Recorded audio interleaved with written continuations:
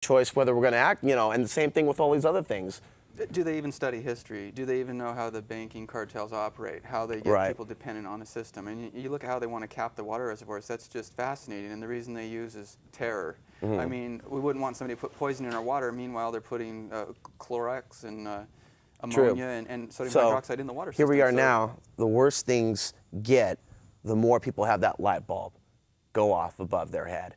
And so now that I'm becoming aware of all these deceptions, I'm going back in my belief systems inside my brain here, going back into movies that in my head, movies that I've seen when I was young, and going, how can certain things that I have seen in the past, how have they played a part in terms of my self-image? And there's a lot that I've shed in the last decade, but I can see a lot of people out there that haven't begun that shedding process. And so when I talk about the dark aspects of whatever is Lady Gaga, Beyonce, Christina Aguilera, Rihanna, of the woman being treated like a dog and being dehumanized, that's important to point out so we can go to the opposite of whatever that is. If they want us to be terrified little kittens with collars around our neck, that should tell us volumes about where they want to take our children or children's children. You just do the opposite. Do the opposite. What does the opposite look like to you?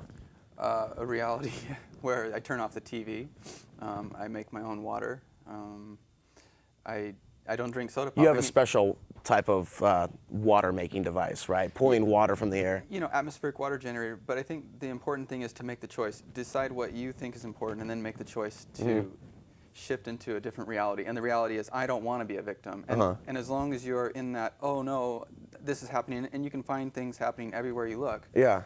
You need to change that so you can become who you really want to be. And you can't if you're just constantly in that victim mode. And I think it's a frame of mind. I mean, you can be self-empowered and educated at the same time. Certainly it's a frame of mind, and I know that going back several decades in terms of this awakening movement, and I don't think we should limit with words, awakening, truth movement, 9/11, this, ascension movement, they're all kind of like sparks from the same source of consciousness, expressing themselves in individual ways based on that particular soul, energetic blueprint, or whatever we choose to call it. And so appreciation for people's awakening as they're coming into this new world. Well, I think that we talked about the water because it's partly important in the fact that how are you going to receive those signals if you're dumbed down?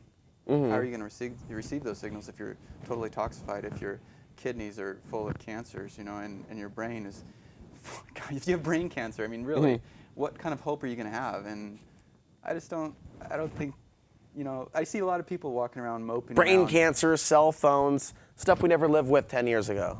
Yeah, it's all hitting us really hard.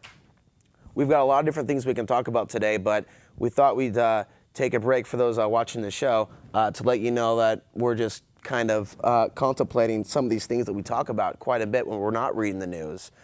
But we all feel in our own way, especially those watching, that we all are going through a major challenge. It's going to take us somewhere completely new in the next couple of years, that these are not ordinary times, and that we have to go beyond certainly the physical realm for finding out what the solutions are to our problem. When people think energy, they think oil, they think electricity, but we are made of a higher form of energy. We just happen to be in dense form.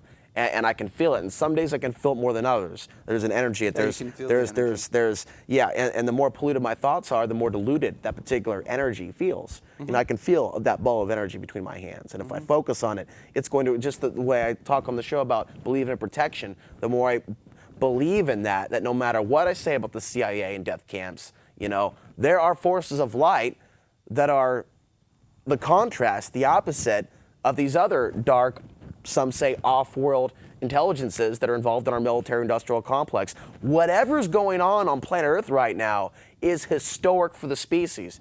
And we've got different views on what exactly is going on, but whatever's going on, we've got our backs up against the wall, and we need another source of energy other than our muscles, another source of power other than what the mind can create in order to go to the next level. I mean, it does feel familiar. I know a lot of other people say that as well, that whatever we're going through energetically, the energetic signature of it, it feels familiar. I can agree with that. I think, basically, in my opinion, I think we're all energy. And I kind of got some answers as far as through time just traveling, in life. And one of the answers would be that if we are all just energy, you can be positive or negative, and the choice is yours. You are what you think. So your mind takes your thoughts. Mm-hmm. Your thoughts go where your mind takes it.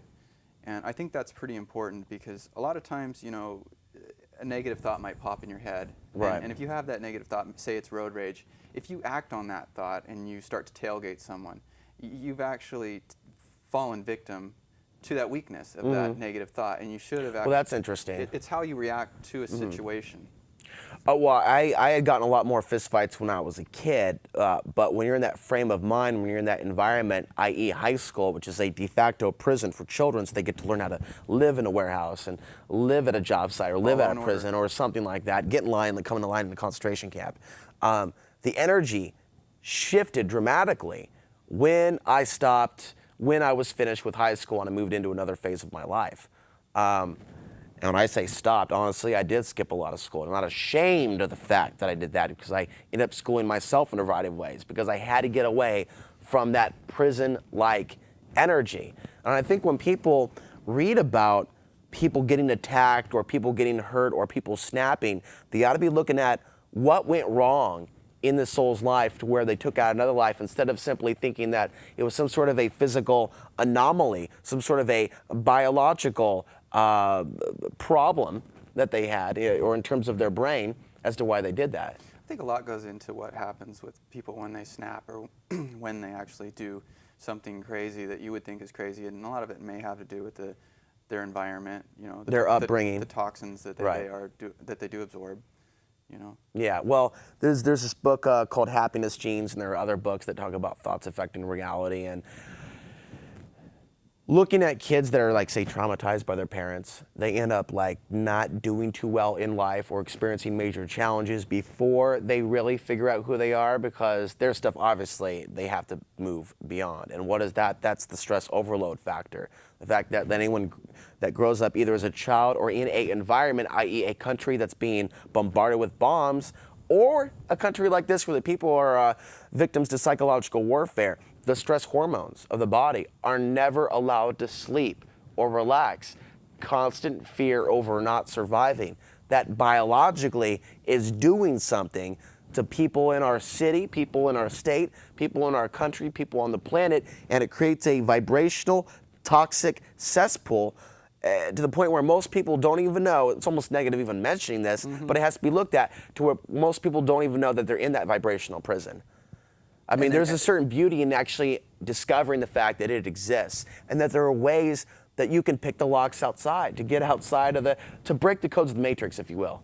I think nature's the answer, really, but I see myself getting out of this whole matrix. The city, sometimes even. I do in the future, I mean, really, what does it take for us to live? I mean, people did it before. And that's debatable because in all essence, we should be bringing nature back to the city, living sustainably within the space that we live in. The question is, are they going to let us live in a healthy environment when they're laying wireless transmission lines in the unseen realm, i.e. like you've got cell phone towers, you've got Wi-Fi, you've got just a lot of things that make city living actually not all that sustainable whatsoever. Even Portland. Yeah, absolutely. You have the radio towers and. Well, we've got the freedom of the will.